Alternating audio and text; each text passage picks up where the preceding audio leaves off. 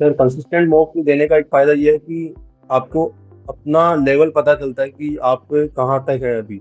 आप कितने मतलब कितने पानी में है, कितने ऊपर है। सर मॉक देकर एनालाइज ना करना फिर मॉक ना देने जितना ही बराबर है। सर मैं ये कहूँगा तो एक बार सिलेबस कंप्लीट करें, क्योंकि आधे सिलेबस के साथ आप मॉक देंगे और आपका स्कोर बहुत कम रहेगा तो कॉन्फिडेंस वहीं डाउन हो जाएगा। सेलेक्ट मैं नहीं हो पाया, मैं काफ़ी डीमोटिवेट हो गया था, इवन मैं रिजाइन करने की भी सोची मैंने। नमस्कार आप सभी को। दिस इज कपिल देव शर्मा और मेरी तरफ से आप सभी का स्वागत एट ऑलिव बोर्ड। आजकल बहुत से बच्चे हैं जो बैंक और एसएससी की साथ में तैयारी करते हैं। कई बार हमारा एसएससी में हो जाता है, कई बार हमारा बैंक में हो जाता है। आज जो टॉपर हमारे साथ हैं, जो रैंक होल्डर भी हैं, ना सिर्फ सिलेक्टेड हैं, उनसे जानते हैं कि किस तरह काफी बच्चों की एक कॉमन डाउट कि बैंक की प्रिपरेशन करें तो एसएससी में काम आती है, एसएससी की प्रिपरेशन बैंक में कितनी काम आ जाती है। जिन्होंने एसएससी भी क्वालिफाई किया, जिन्होंने बैंक भी क्वालिफाई किया, दोनों जगह पर हाँ, इंसान का कोई ड्रीम होता है कि मुझे यहां जॉब करनी है, प्रेफर अपने ड्रीम को ही किया। आज के ज़माने में जहाँ पर बहुत सारी कोचिंग इंस्टीट्यूशंस, ऑनलाइन क्लासेस, बहुत कुछ अवेलेबल है, बहुत सारे बैचेस भी अवेलेबल होते हैं हर तरह से। बट अगर एक डेडिकेटेड इंसान प्रिपरेशन फ्री क्लासेस के थ्रू भी करना चाहे, तो हमारे जो टॉपर हैं उन्होंने इसी बात का एग्जाम्पल फिर से सेट किया है कि हम सिर्फ फ्री क्लासेस, चाहे वो यूट्यूब की क्यों ना हो, ऑलिव बोर्ड पर उन्होंने फ्री क्लासेस ली, मॉक टेस्ट का सहारा लिया और बिना किसी ऐसे बैच के फाइनल सिलेक्शन भी पाया। तो बिना किसी डिले के आइए चलते हैं। राहुल शर्मा एसएससी सीजीएल 2024 में फाइनली सिलेक्टेड, उन्हीं के मुंह जानते हैं उन्हीं की प्रिपरेशन की कहानी। वेलकम राहुल, हमारी तरफ से नमस्कार एट ऑलिव बोर्ड जी। थोड़ा सा आपके बारे में ओवरव्यू। गुड मॉर्निंग सर, मैं राहुल शर्मा, बेसिकली जयपुर राजस्थान से मैं हूँ। मेरा सिलेक्शन रिसेंटली एसएससी पीजीएल में हुआ है 2024 में, पोस्टल इंस्पेक्टर की पोस्ट पे एट द रैंक 1896। इससे पहले एक बैंक में एसबीआई में मेरा सिलेक्शन हुआ था सर, जमुई राजस्थान में। के बाद मैंने तैयारी की एसएससी की। एक्चुअली मैं एसएससी की तैयारी शुरू से ही कर रहा था। ग्रेजुएशन मैंने जयपुर से की, स्कूलिंग एंड ग्रेजुएशन जयपुर से की। उसके बाद मैंने कंप्यूटर एग्जाम्स की तैयारी करी। बैंक आप ऑलरेडी क्वालिफाई कर चुके हैं, मैं भी पढ़ाता हूं, to be honest SBI clerk का लेवल बहुत अच्छा आता है। तो थोड़ा सा हमारे स्टूडेंट्स के लिए ओवरव्यू कि किस तरह बैंकिंग की प्रिपरेशन आपको एसएससी में हेल्प की, या काफी बच्चे टू बी ऑनेस्ट जो चाहते हैं कि हम दोनों तैयारी साथ में कर लें, तो आपको क्या बेनिफिट रहा, क्या प्रोज एंड कॉन्स थोड़े से आप जो मार्क करना चाहें। सर मैं pros and cons actually syllabus almost same है, 80% में सिलेबस सेम मानता हूँ, रीजनिंग, इंग्लिश और मैथमेटिक्स का। तो बैंक की प्रिपरेशन का हेल्प ये एसएससी में भी मिली। किस सब्जेक्ट के लिए कितना क्या, जैसे आपको इंग्लिश में क्या डिफरेंस फील हुआ, मैथ्स में जैसे आपने एक चीज खुद बोली कि मैथ्स इंग्लिश रीजनिंग तो बराबर है, आपने जीएस नहीं बोला, बिकॉज यहाँ जीएस का भंडारा है, वहां पर सिर्फ जीए मेजोरिटी में हमें काम आता है। इंग्लिश में क्या पार्ट रहा हो। इंग्लिश में सर, अब आप वोकेब को निकाल दें तो जैसे रीडिंग कंप्रेशन है और जंबल सेंटेंस है, इनको अगर देखा जाए तो सर काफ़ी लेवल अच्छा बैंक में आता है। तो अगर आप में इतना कॉन्फिडेंस है कि आप बैंक की एग्जाम निकाल लिया आपने, तो एसएससी सिर्फ आपके लिए एक वो है सर। एसएससी की इंग्लिश में कहूँगा मैं। मॉक टेस्ट आपने मार्क किया कि बहुत अच्छे से आप देते थे, ऑलिव बोर्ड पर उनका काफी सहारा रहा। कब आपने मॉक टेस्ट को सीरियसली लेना स्टार्ट किया। मॉक टेस्ट सर मैंने प्री से पहले ही मॉक टेस्ट मैंने कंटिन्यू दिए हैं सर। और जब प्री में काफ़ी अच्छा स्कोर आ गया तो मैंने आंसर की का वेट नहीं किया, मैंने मेंस के मॉक स्टार्ट कर दिए सर।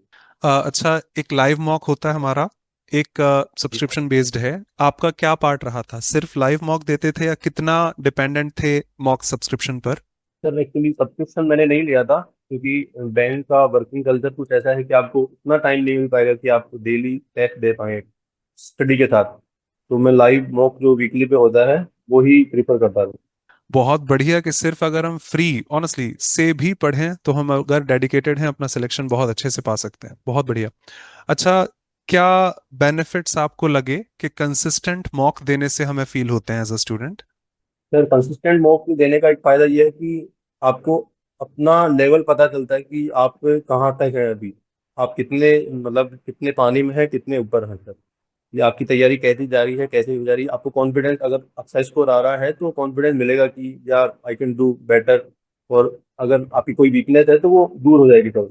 मॉक्स जब बच्चा देता है तो शुरुआत में नंबर बहुत कम आते हैं, ऑब्वियस सी बात है। आपका क्या टर्निंग पॉइंट था कि इसके बाद मेरे मॉक्स में नंबर आना बहुत अच्छे हो गए, क्या टर्निंग पॉइंट ऐसा रहा।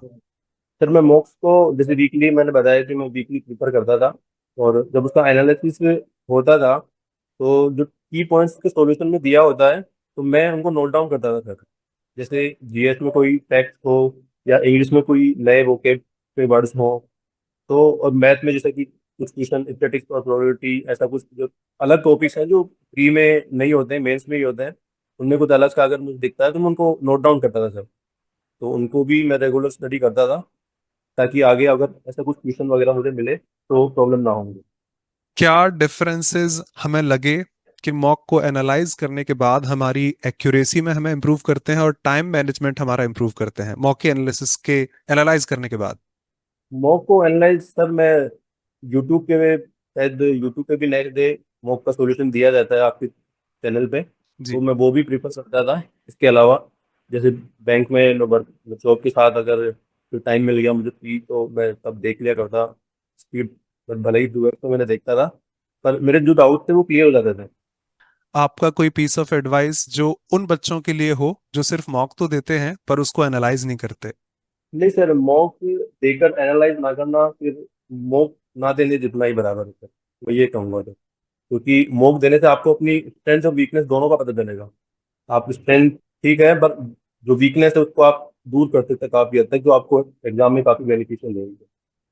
जो बच्चे मॉक एनालिसिस में परेशान होते हैं, हमारी एक सीरीज है थिंक लाइक AIR 1। सीजीएल 2024 के जो टॉपर रहे शुभम अग्रवाल, उनके साथ में किस तरह मॉक को एनालाइज किया जाता है, एक सीरीज है, एक बार आप चेक कीजिएगा। आपको बहुत हेल्प मिलेगी अपने मॉक्स को एनालाइज करने में। अच्छा राहुल, आपकी तरफ से इस तरह की सीरीज जो स्टार्ट की है, एक इनिशिएटिव है ऑलिव बोर्ड का, क्या ये बच्चों के लिए बेनिफिशियल रहेगा?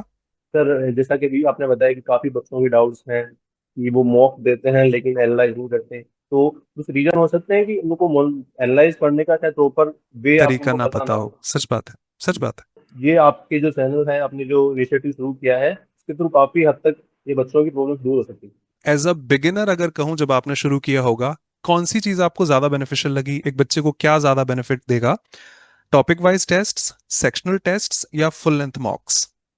सर मैं कहूँगा कि बिगिनर अगर है तो वो एक दो बार कम से कम सिलेबस को पहले करें, मॉक देने से पहले एक बार सिलेबस कंप्लीट करें, क्योंकि आधे सिलेबस के साथ आप मॉक देंगे और आपका स्कोर बहुत कम रहेगा तो कॉन्फिडेंस वहीं डाउन हो जाएगा आपका।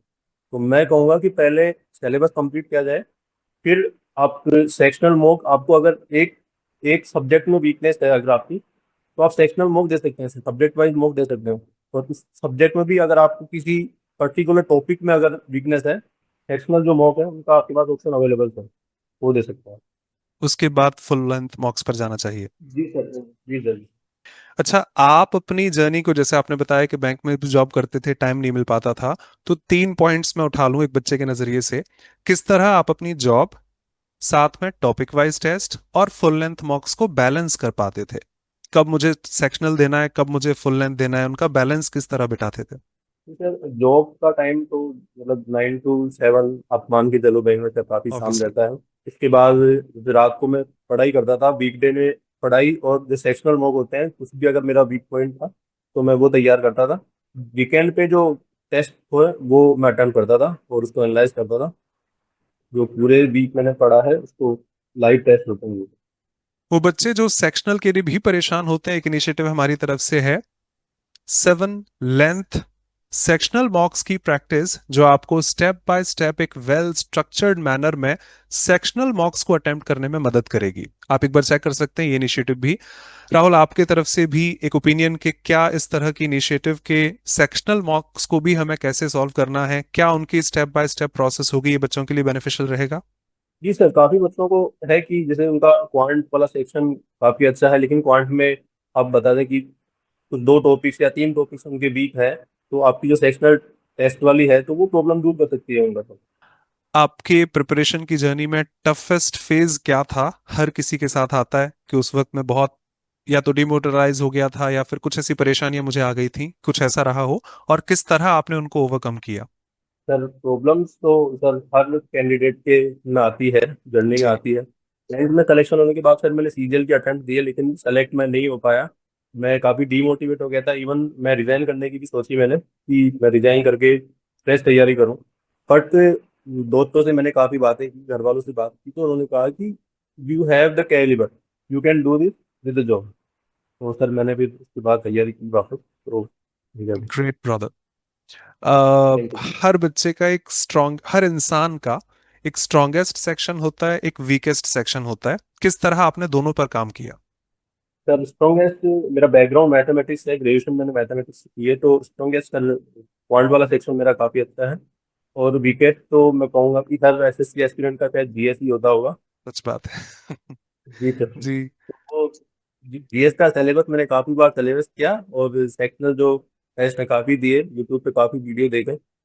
और जो मैंने बताया कि मॉक टेस्ट में कुछ नए फैक्ट्स या कुछ नई इंफो मेरे को मिलती थी, तो मैं उसको नोट डाउन किया करता था, और तो भी बाद में जैसे गो थ्रू उनके थ्रू भी होता था। एक स्टूडेंट के नाते एक average number of study hours कितने रहते थे नॉर्मली, और जब प्रिपरेशन आपको पीक पर करनी थी, मान लीजिए टीयर 2 आ गया है, तब कितना डिफरेंस आता था आपके नॉर्मल स्टडी आवर्स में पर डे? नॉर्मल से जॉब के साथ 4 घंटे, 3-4 घंटे मैं निकाल लिया करता था पढ़ने के लिए, बाकी वीकेंड में मैं काफ़ी अच्छी पढ़ाई करता था। और पीक आवर्स जैसे मेंस में, आई थिंक मेंस 18 और 20 जनवरी को था, तो मैंने 1 जनवरी से मैंने लीव ले लिया था सर पढ़ाई के लिए। उसके बाद मैंने कंटिन्यू 9-10 घंटे डेली पढ़ता था with the mock test. Mock, बहुत से बच्चे कहते हैं एक दिन में 4 लगा लिए, कोई कह रहा है नहीं हफ्ते में 3-4 होते हैं। आपकी फ्रीक्वेंसी क्या थी? किस तरह मॉक्स कितने लगाते थे? और जब पीक प्रिपरेशन का टाइम हो वापस, जैसे टीयर 2 है या सच, तब क्या वो फ्रीक्वेंसी चेंज होती थी? सर स्टार्टिंग में तो मैं वीक में एक बार, जैसे वीकेंड पे मैंने बताया वीकेंड पे मैं मॉक दिया करता था, बट लास्ट में जब मैंने छुट्टियां ली, तो एक एक मॉक डेली में, एक मॉक आई थिंक एक मॉक काफ़ी है मेंस का एक दिन के लिए। लेंदी है क्योंकि 2-2.5 घंटे का है कंप्यूटर को मिलाकर, तो एक मॉक काफ़ी है। आपको एनालाइज करने में भी आपको 1 घंटा 2 घंटे लगेंगे, प्लस आपको पढ़ाई के लिए भी टाइम चाहिए, तो मैं कहूँगा एक मॉक काफ़ी रहेगा पीक आउट में। बाकी आप अगर स्टडी कर रहे हैं, आपका एग्जाम अभी दूर है, तो वीक में 3-4, मतलब एक दिन छोड़ के एक दिन आप दे सकते हैं सर, वीक में 3 या 4 मॉक। सुपर। आपके शब्द दिल से कहूं तो आपके सिलेक्शंस को जस्टिफाई करते हैं। जो अप्रोच है, मुझे भी पर्सनली कहूं तो बहुत अच्छी लगी। चलिए एग्जाम पर आते हैं। किस तरह एक एग्जाम डे का प्रेशर होता है, स्ट्रेस होता है, वो किस तरह हैंडल किया? एग्जाम का प्रेशर सर काफ़ी था, क्योंकि सीजीएल के इससे पहले अटेम्प्ट दिए तो सिलेक्शन नहीं हुआ, तो प्रेशर तो था सर, बट कॉन्फिडेंस भी था कि हाँ काफ़ी अच्छी तैयारी है, तो आई कैन डू इट। कोई लास्ट मिनट की रिवीजन स्ट्रेटजी या कुछ ट्रिक्स इस तरह की रही हो जो आपके काम आई, जो बच्चों को काम आए? सर ट्रिक्स में तो मैं बिलीव करता नहीं, मैं मेहनत में बिलीव करता हूँ तो। क्या बात है। जी सर। और एग्जाम से पहले सर स्ट्रेस ना लें जितना, तो वो काफ़ी अच्छा है। अपनी तैयारी पे कॉन्फिडेंस रखें, ऑनेस्टली तो काफ़ी हो जाती है। आप जैसे इंसान से जो ऑलरेडी सिलेक्टेड हैं, अच्छे हैं, आपकी लास्ट लाइन कितनी प्यारी है कि ट्रिक्स में मैं बिलीव नहीं करता, मेहनत में बिलीव करता हूं। और एक लाइन हम सब ने सुनी है, मेहनत करने वालों की कभी हार नहीं होती। अटेम्प्ट एक ज्यादा लग सकता है, कंपटीशन बहुत है, पर हाँ। Any last piece of advice for SSC CGL 2025 के एस्पायरेंट्स के लिए? एक्सपीरियंस को सर मैं इतना कहूँगा कि आप अपनी तैयारी को ऑनेस्टली, आप अगर आप कंटिन्यू रखोगे, अपने मेहनत पे आप कॉन्फिडेंस रखोगे, तो कोई नहीं रोक पाएगा सर आप, मैं यही कहूँगा। Thank you so much Rahul, हमारे साथ जुड़ने के लिए। मैं खुद कहूं एज अ टीचर कि मैं पढ़ा रहा हूं, मैं एग्जाम नहीं देता हूं, बट आप जैसे लोगों से मिलकर कई बार लगता है कि यार ये चीज सीखने को मुझे भी कम थी, ये चीज मुझे आपसे अच्छी मिली, ये चीज मुझे आपसे अच्छी लगी। आपकी लास्ट लाइन बहुत प्यारी थी। टिप्स एंड ट्रिक्स की दुनिया में जहां बच्चे, एसएससी के फॉर्म लगभग 30 से 40 लाख भरे जाते हैं, सिलेक्शंस उतने ही हजारों में होते हैं, वो डिफरेंस वन ऑफ दोज की पॉइंट्स आपके जैसे शब्दों से आता है कि आप ट्रिक्स के पीछे ना भागें। और जो तारीफ मैंने उनकी शुरुआत में की थी, तारीफ कहूं, इंट्रोडक्शन कहूं, कि सिर्फ हम लाइव मॉक के थ्रू भी पढ़ना चाहें, सिर्फ हम फ्री क्लासेस के थ्रू भी पढ़ना चाहें, तो एक मेहनती इंसान वहां से भी सिलेक्शन ले लेता है।